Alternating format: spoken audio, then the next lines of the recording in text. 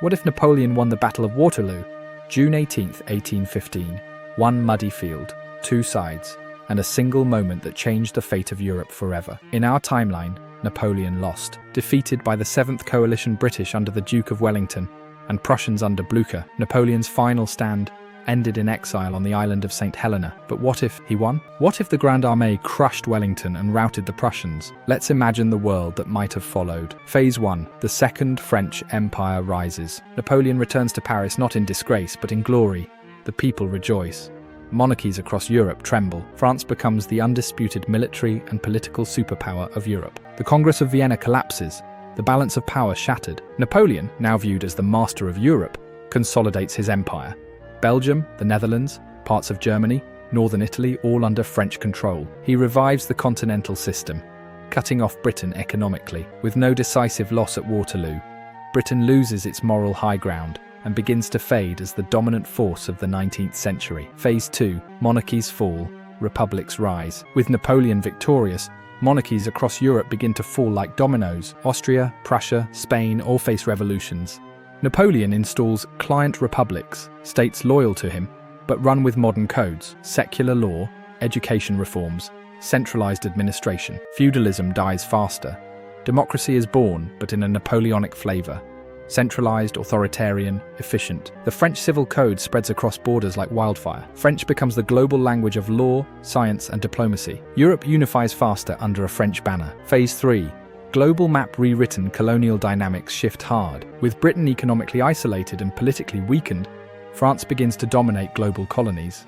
India? A Franco-Mughal alliance could have formed, resisting British East India Company expansion. Africa? Colonial borders would favor France. French becomes the primary second language across multiple continents, not English. North America? With stronger support, Napoleon might have never sold Louisiana. Parts of the US could be French-speaking today. Texas, possibly French-controlled. And if France aligned with indigenous nations or Mexican revolutionaries, the US expansion westward could have been blocked or changed entirely. Phase 4. The Industrial Revolution remixed. Without British dominance, the Industrial Revolution might have taken on a different face. France, under Napoleon's centralized bureaucracy, invests in infrastructure, canals, and mechanical innovation. Scientific academies flourish.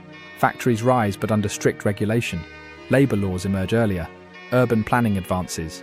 Paris becomes the Silicon Valley of the 1800s. Steam power, electricity, aviation all accelerate, but with French patents, French engineers, and French ideologies. Even the metric system becomes the global standard. Phase 5, the 20th century, never happens the same way. No World War I as we know it. Germany never rises as a unified empire under Prussia, because France controlled its western regions and crushed nationalist momentum early. Without Germany's rise, no WWI. Without WWI, no Hitler, no WWT, no Cold War.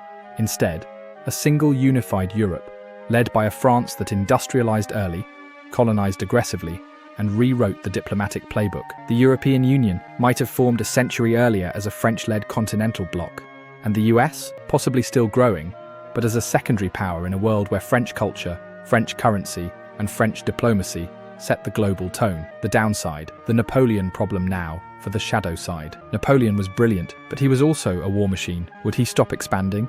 Or would he stretch the empire thin? His control was authoritarian. Could democracy survive under a ruler who crowned himself emperor?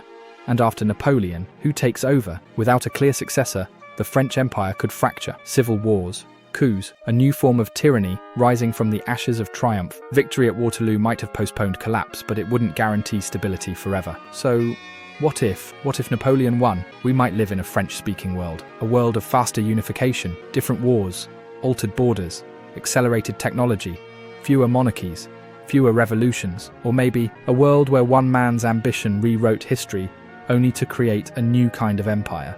Glorious on paper, but always one heartbeat away from falling apart. So what do you think? Would Napoleon's victory have saved Europe or doomed it differently? Subscribe to Bring the Past Now for more bold historical what-ifs that challenge the timelines we take for granted. Because sometimes one battle changes everything, and sometimes losing might be the only reason we're free.